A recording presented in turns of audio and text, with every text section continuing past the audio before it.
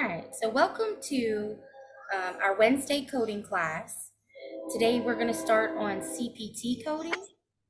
That's where we're at in our curriculum, in our program. So we're going to get started on that. And like I was saying before, you guys that have been through ICD-10, it is very, very similar, but probably a little bit more straightforward, a little bit easier to understand. Let me share my screen right quick.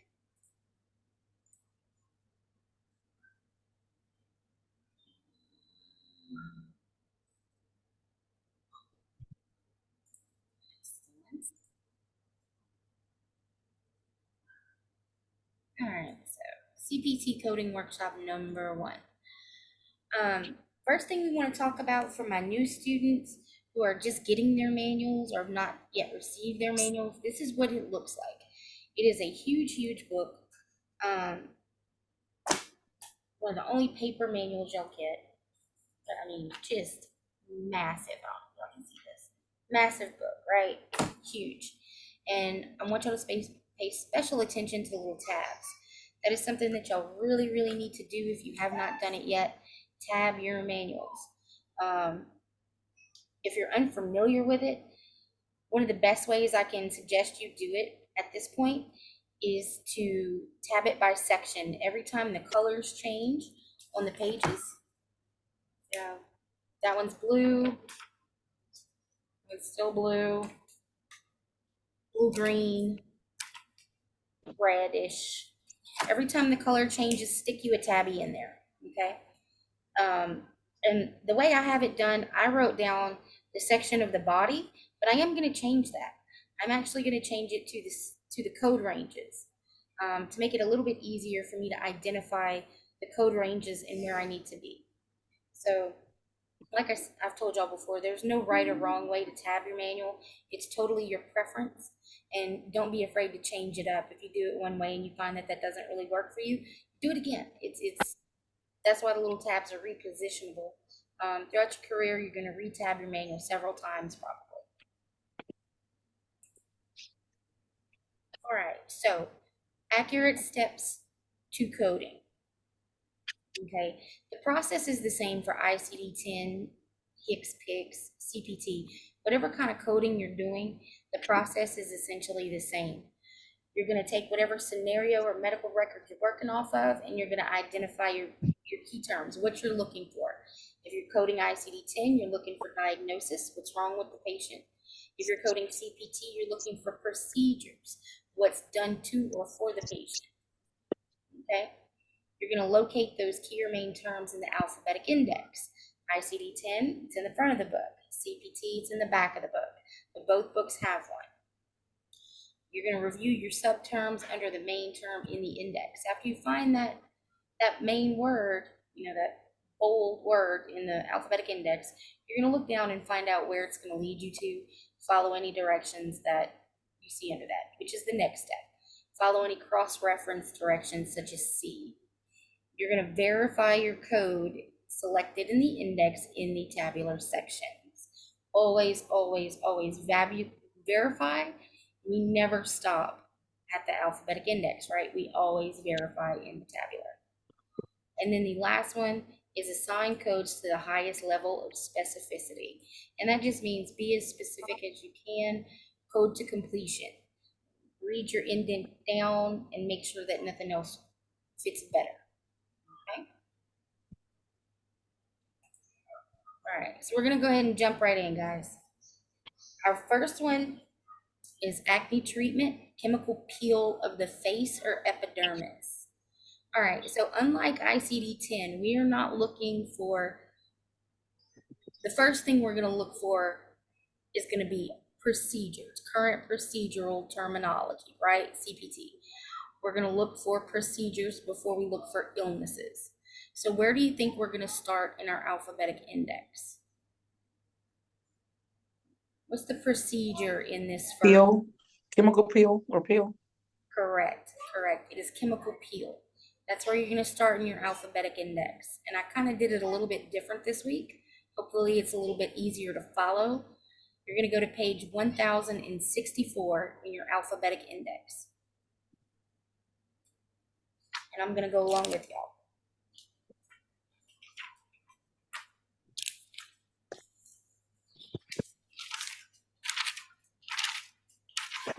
But you wanna watch YouTube and Netflix?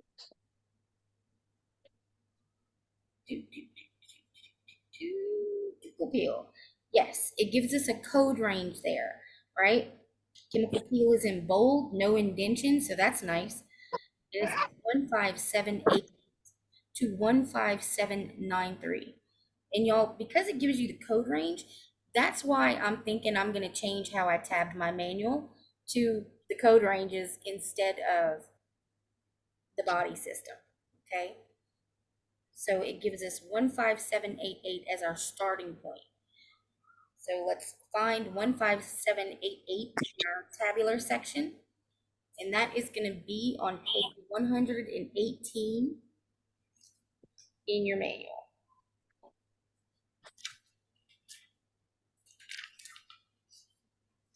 For those of y'all that have a 2022 manual, I should say that. If you have a 2023, it's going to be off by 2 pages, okay?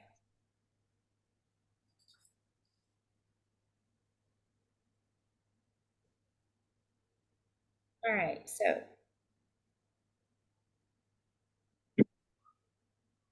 it gives us a range. We're looking from 15788 to, I lost the page. I don't remember what the range was. It gave us a range of codes. So we're going to look. So 15793, Miss B. You think it's 15793? Yes, that's the range because I didn't even turn the pages. Right. Okay, that's Page right. did it start Okay, again? perfect. Perfect. So if we're looking at that range, 15788, chemical peel, facial, epidermal, that fits pretty good. Chemical peel of the face, epidermis. That's almost identical. But we still want to read those other codes in the range to make sure that nothing, maybe one of them says acne treatment, right? So we want to read all of them and make sure that nothing else fits better. So I'm going to look at 15789, dermal. Okay. 15792, chemical peel, non-facial, epidermal. So that doesn't fit at all. We're looking at the face. 15793 is dermal. So that's it, really. All right, so you see that if you look at that one, it says chemical peel, facial, and then there's a semicolon, right? And it says epidermal, okay? And if you look at the code right under it, 15789, the definition for that is technically chemical peel, facial, semicolon, dermal, okay? But instead of typing all that out, they just put dermal on that second code. Y'all see what I'm saying? Y'all understand why? Yeah. That? Okay. It's just to save space in the book, basically. But it's important to know that that one word is attached to that definition up top. But so which code do y'all think we're going to use? What's our code? 15788. Correct. 1578 is going to be our correct code. 788, excuse me. Very good. Very good.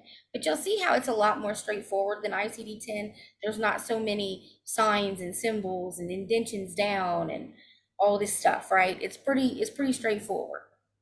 Yeah. So that's good. All right. So let's look at number 2. Carpal tunnel decompression, median nerve.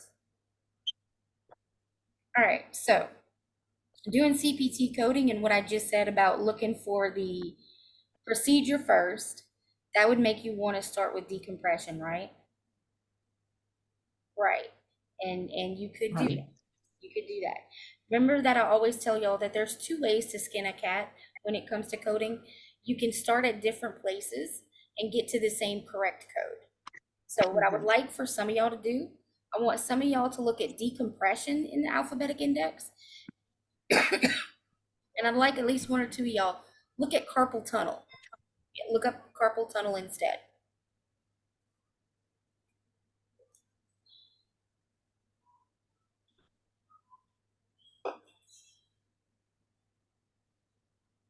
And the reason I'm telling y'all to do this is because I want y'all to see how you can start in two different places and get to the same code, the same correct code. Okay. With carpal tunnel, underneath it, they have median nerve neuroplasty Right. at 64721 is where they want you to start from. All right. Very good. Did anybody look up decompression? I'm under decompression and I don't see carpal tunnel. You don't Me see neither. anything specific, right? I'm under carpal tunnel syndrome and I see decompression. If you follow, or I'm sorry, decompression down, Uh-huh. eventually get to nerve, Oh, nerve. and it's Okay. gonna give Mm-hmm. you a big old range, probably, or maybe not too big, but it's gonna give you a range. Because Yeah. nothing underneath nerve really fits what we're talking about, right? Well, does it say tarsal tunnel release? I mean, It because doesn't. Under decompression, it doesn't Okay. say carpal tunnel anywhere. You just have to run with nerve. Right. and I see nerve and I see okay, and then you just started that code, the 64702, Started that and just, at that first code, yeah. okay.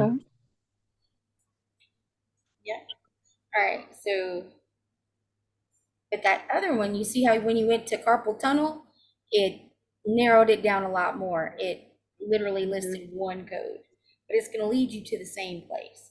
So let's go to page 494. Going the wrong direction in the book.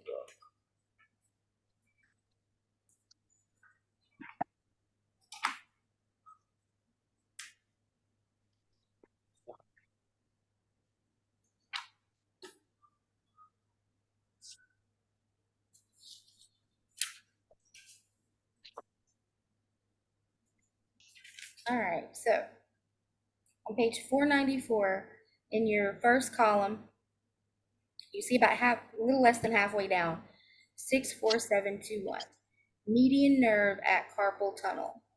Mm-hmm. Okay, but it doesn't really say decompression or anything. So what I do in instances like that, I go to the beginning of the section, and I just make sure that it really fits what I'm looking at, right? So if you turn the page before and you go to the beginning of the section, you'll see neuroplasty, exploration, neurolysis, or nerve decompression. So yeah, that does fit what I'm looking for. I need decompression of the median nerve at the carpal tunnel. So 64721 will be our correct code. So Miss Brandy, because it doesn't specifically have to say decompression in the code, it says it on the main term. Hold on, Courtney, let me turn you up. I can barely hear you. One more time. So you said it, so that one doesn't say decompression, so how do we know that's the right one? If you Because it says it in the main term? yeah, if you flip to the Okay. page before and look at the Right. beginning of the section, it tells you decompression, nerve decompression. Okay, neuroplasty, okay, Yeah. okay, I got it. Yes, ma'am. And that's why, just like in ICD-10, I tell you to scan around the code you come up with, maybe look at the beginning of the section and stuff. It's always helpful, guys. Always helpful. All right, so a breath test for suspected alcohol use. So basically a breathalyzer, right? Mhm. Now here's a little tip and trick. Anytime you see the word test, you're going to automatically in your alphabetic index go to pathology. Pathology and laboratory. Okay. You're going to go to pathology, and that is, they are going to list in the alphabetic index under pathology almost, or I'm sure actually, every test that there's a code for. Every kind of screening, testing, anything like that is all going to be under pathology. So let's go to pathology, and that's going to be on page 1184.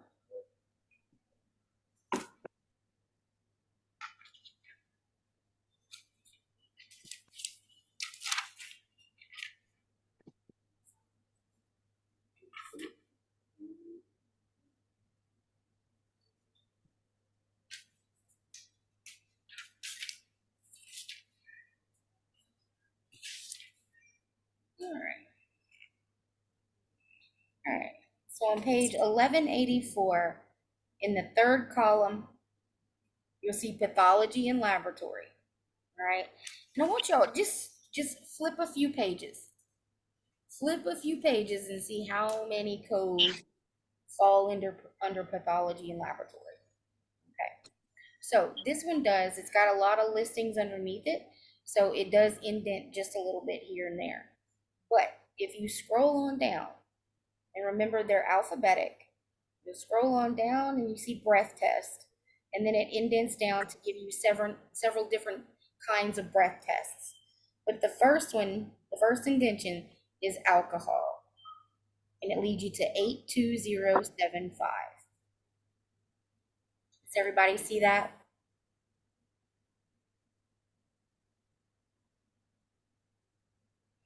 Yep. All right, so 82075, you're gonna go to page 654, and we just wanna verify, right?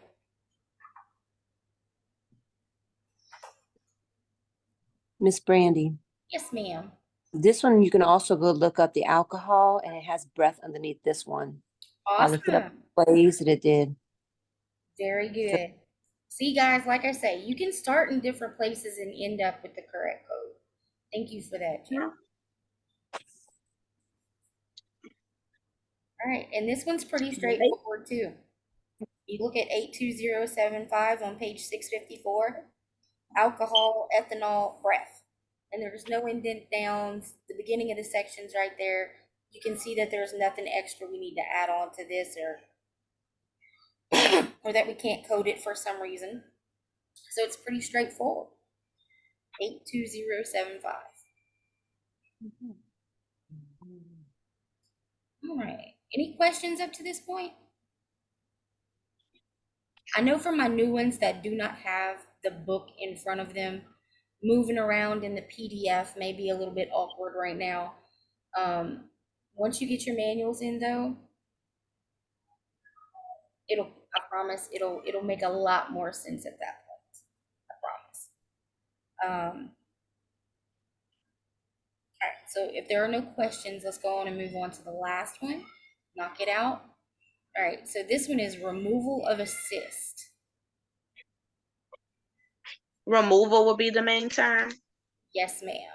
Yes, ma'am. And I picked this one on purpose.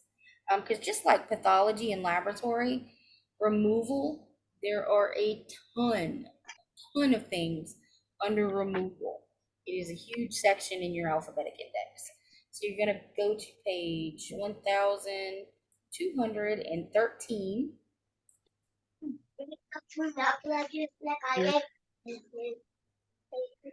Yeah, I'll get you a snack in a second. Look, I think your daddy got fruit snacks on his side to me.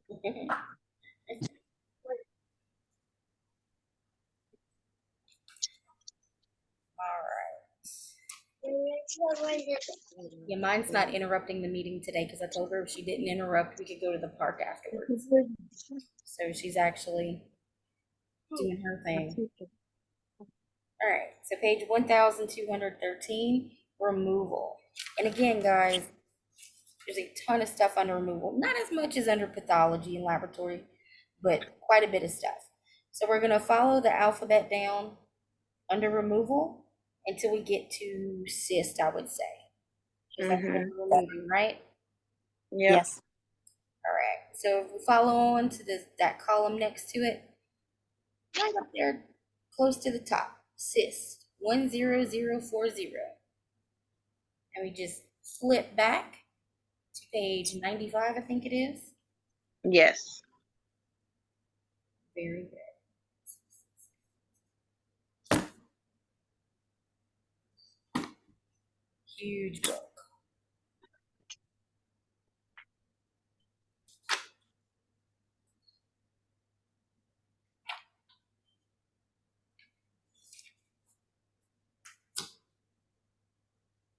All right.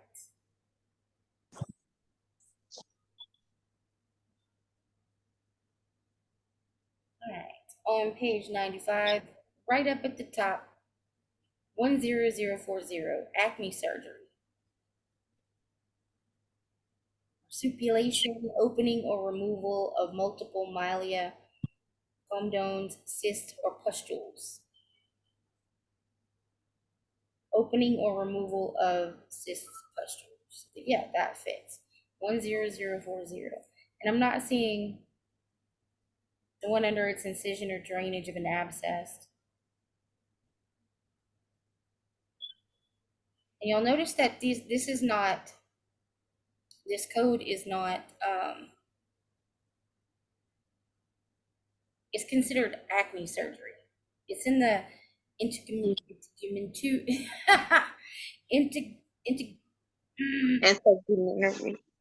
y'all got it.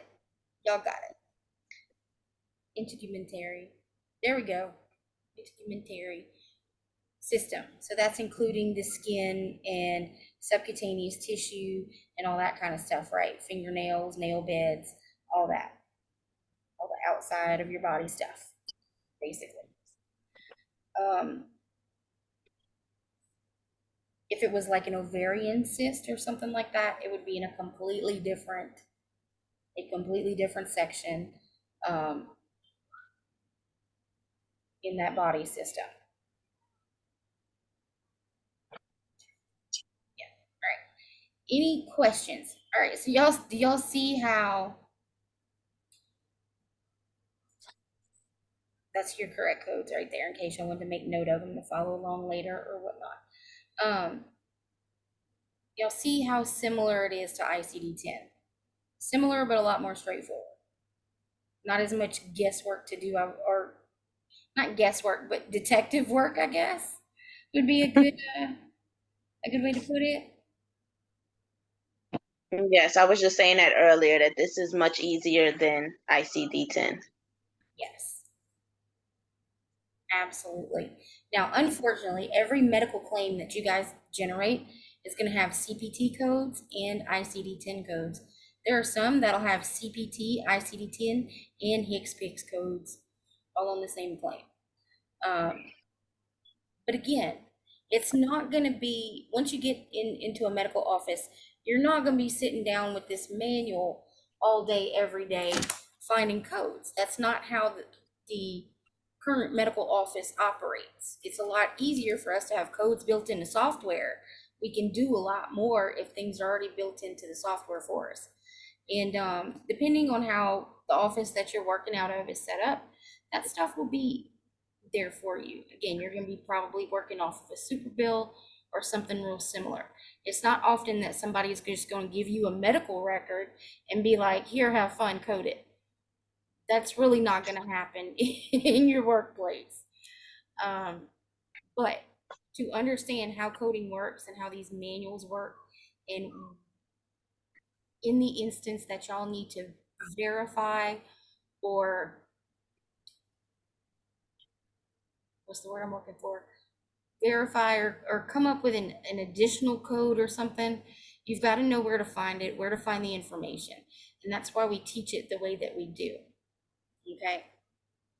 We call it cold coding. What we do in class is cold coding, reading off of a scenario or a medical record and figuring it out. That is not what you're going to be doing in the workplace. That is also not what you're going to be doing on the certification exam. The NCCT exam is multiple choice. What they're going to do is they're going to give you a scenario, and then you're going to have A, B, C, and D. You're going to have 4 codes, and all you have to do is tell them which one is the correct code. Process of elimination, y'all. Process of elimination. You can very quickly look in your tabular, look at that code and see if it matches what's on the thing, right? You're not going to be cold coding on the certification exam, so don't worry about that. That's good. Yeah, that's a relief, right? Lord.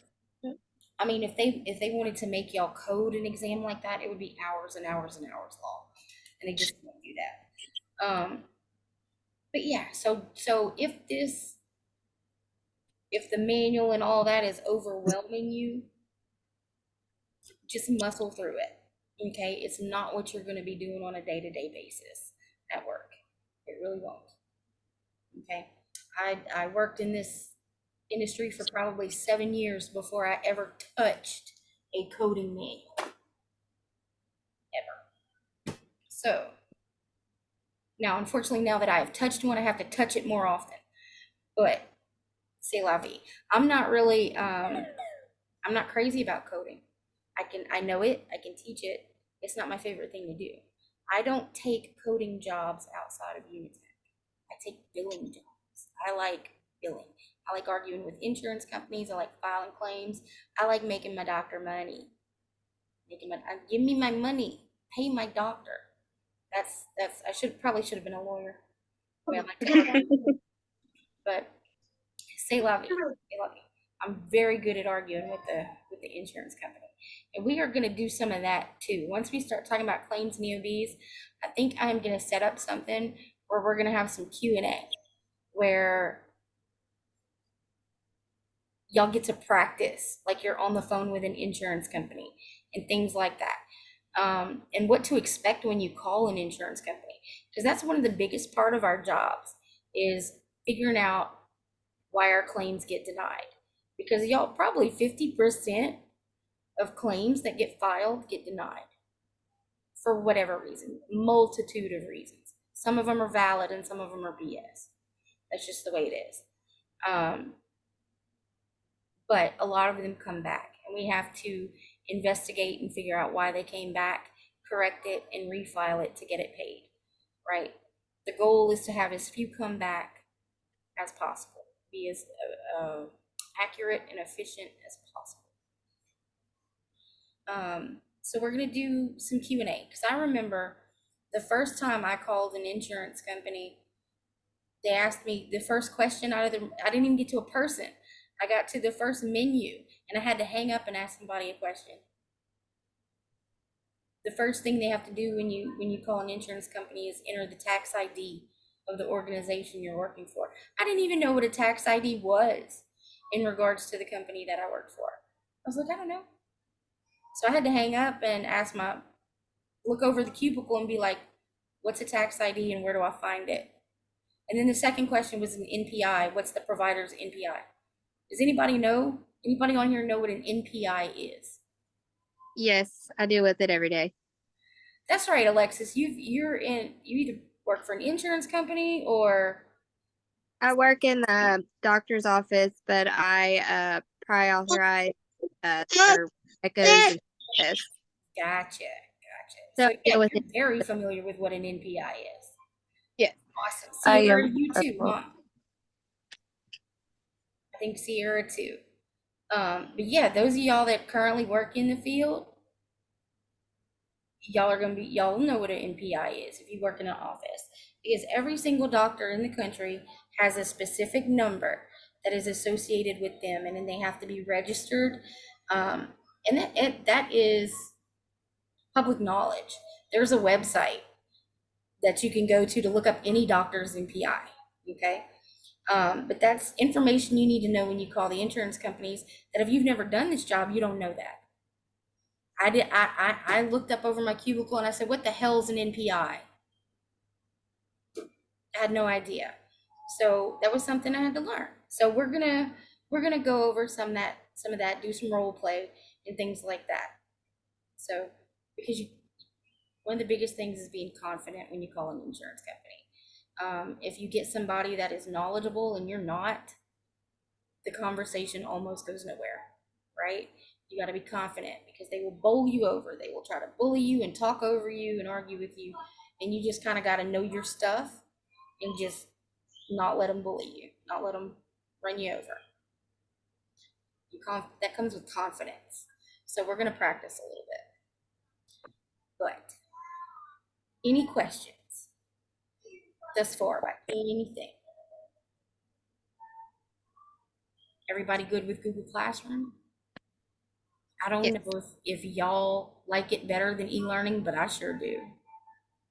I do too. It's so much It's- easier, isn't it? It is. It's more easier to Ah. navigate and get to what you want. I know. It's almost frustrating for me.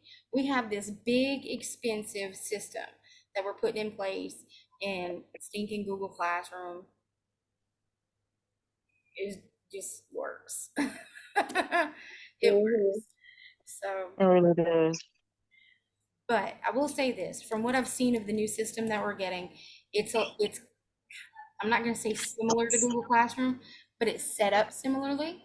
There's a lot less big crazy menus and stuff, and it's more set up like icons that you get to click on and things like that. So it's Oh. kind of similar, but different, So we'll see. We'll just have to see. But I think everybody has pretty much gotten in Google Classroom and has started turning in assignments there. So great job on that, guys. And again, for my ones that do not have CPT manuals, the PDF is on the stream, and you can download it there. I don't, it's on the screen in Google Classroom. Yes, ma'am. It's the first post in the stream, I think. But I can, if you need me to, I can email it to you directly. Let me make sure. Because I've been just following along with y'all. I've been lost today. That's all. Email it to me, please. Okay. I can definitely write myself a note, so I will forget in 5 minutes.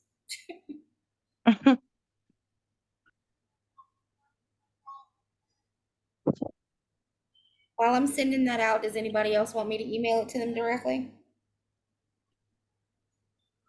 What is it that you're Me emailing? too. The PDF of the I can use CPT. email too. If you've already downloaded it Oh, from I the see it. stream, it'll just be a copy of the same thing. But if you haven't downloaded it or you can't find it, I can email it to you. I got it. Thank you. Okay, very good. And I'll send it to you, Ms. Tillman. Any other questions or concerns today, guys? No? All right. Well, then that is all I've got for y'all today, ladies. Since Ryan's not here, or one guy. We don't get a lot of guys that come through the program, so I kind of tata Ryan. I pick on him. All right. All right, ladies. Well, y'all have a wonderful rest of your afternoon. As soon as I can get this thing converted and uploaded, I'll post the link on the stream. And we have our regular weekly live Zoom tomorrow at 4. So I'll post the link for that in the stream and on the Remind app as well. All